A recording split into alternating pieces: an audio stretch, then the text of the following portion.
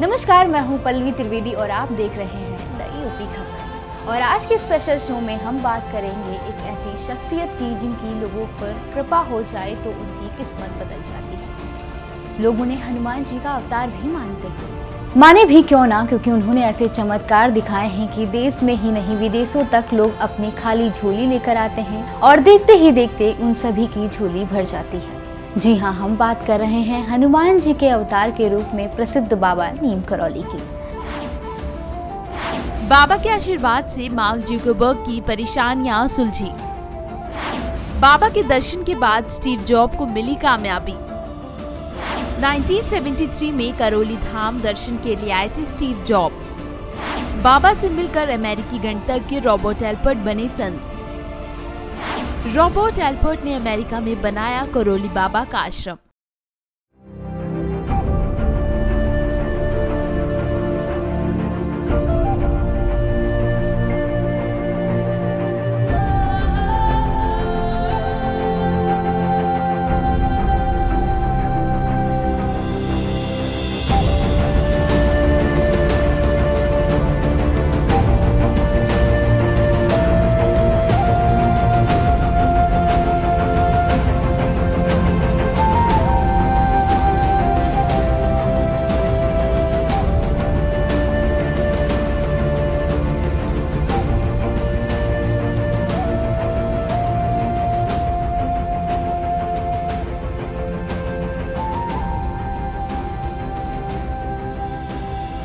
देवभूमि उत्तराखंड के कुमाऊं क्षेत्र में बना कैची धाम, जिसे लेकर मान्यता है कि यहाँ कोई भी आता है वो खाली हाथ नहीं लौटता है। जी हाँ, ये आश्रम है बाबा नीम करौली का। इस धाम को कैची धाम, नीम करौली धाम और नीम करौली आश्रम के नाम से जाना जाता है। ये मंदिर बाबा नीम करौली महाराज जी ने बनवाया है, जो चमत्कारी बाबा के नाम से प्रसिद्ध है। इस धाम में बाबा नीम करौली को भगवान हनुमान का अवतार माना जाता है। बाबा नीम करौली को भगवान हनुमान की उपासना करने के बाद अनेक चमत्कारी सिद्धियां प्राप्त हुई थी। लोग उन्हें हनुमान जी का अवतार भी मानते हैं, लेकिन बाबा बेहद साधारण तरीके से रहते थे और अपने पैर किसी को नहीं छूने देते थे। कहते हैं बाबा हमेशा ही राम नाम का स्मरण करते रहते थे। विश्व की बहुत ऐसी हस्तियां भी बाबा के सामने सर झुकाती हैं, जिनके नाम सुनकर आप भी चौंक जाएंगे। नीम करौली बाबा के भक्तों में एप्पल के मालिक स्टीव जॉब्स, फेसबुक के मालिक मार्क जुकरबर्ग और हॉलीवुड एक्ट्रेस जूलिया रॉबर्ट्स का नाम भी शामिल है। जूलिया रॉबर्ट्स तो महाराज जी से इतनी प्रभावित हुई कि उन्होंने हिंदू धर्म ही अपना लिया। नीम करौली बाबा की गणना 20वीं शताब्दी में सबसे महान संतों में होती है। नीम करौली बाबा जी का मूल नाम लक्ष्मी नारायण शर्मा था। उनका जन्म स्थान अकबरपुर उत्तर प्रदेश में सन 1900 के आसपास हुआ था। अकबरपुर के किरहीन गाँव में ही उनकी प्राथमिक शिक्षा हुई और 11 साल की उम्र में उनकी शादी हो गई थी। उन्होंने जल्द ही घर छोड़ दिया था और लगभग 10 साल तक घर से दूर रहे। इस दौरान उन्होंने गुजरात से 25 किलोमीटर दूर एक गांव में 7 से 8 साल का समय बिताया था, जहां उन्होंने साधना की थी। एक दिन उनके पिता उनसे मिलने पहुंचे और गृहस्थ जीवन का पालन करने के लिए कहा।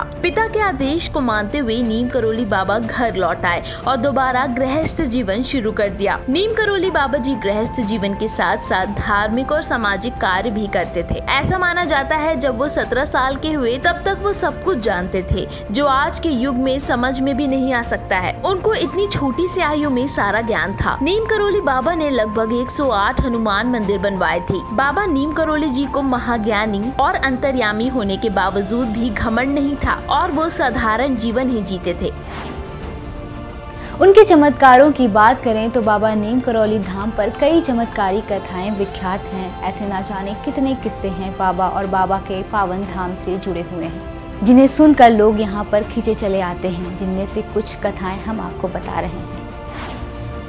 उनके चमत्कारों की बात करें तो बाबा नीम करौली धाम पर कई चमत्कारिक कथाएं विख्यात हैं। ऐसे ना जाने कितने किस्से बाबा और पावन धाम से जुड़े हैं, जिन्हें सुनकर लोग यहाँ खींचे चले आते हैं। जिनमें से कुछ कथाएं हम आपको बता रहे हैं। बाबा नीम करौली के चमत्कारों में से एक कहानी भंडारे की भी है। कहा जाता है कि एक बार भंडारे के दौरान कैची धाम में घी की कमी पड़ गई थी। बाबा जी के आदेश पर नीचे बहती नदी से कनस्तर में जल भर कर लाया गया। उसे प्रसाद बनाने के लिए जब उपयोग किया गया तब उस कंस्तर में पानी घी में बदल गया था। इतना ही नहीं, माना जाता है कि बाबा नीम करोली अपने भक्तों से बहुत प्यार करते थे, इसलिए एक बार उन्होंने अपने भक्तों को धूप से बचाने के लिए बादल की छतरी बनाकर उसे उसकी मंजिल तक पहुंचवाया। इस तरह 15 जून 1991 को घटी एक चमत्कारी घटना के अनुसार कैची धाम में आयोजित भक्तजनों की विशाल भीड़ में बाबा ने बैठे बैठे इसी तरह निदान करवाया कि जिसे यातायात पुलिसकर्मी घंटों से नहीं करवा पाए। ठकार कर उन्होंने बाबा जी की शरण ली।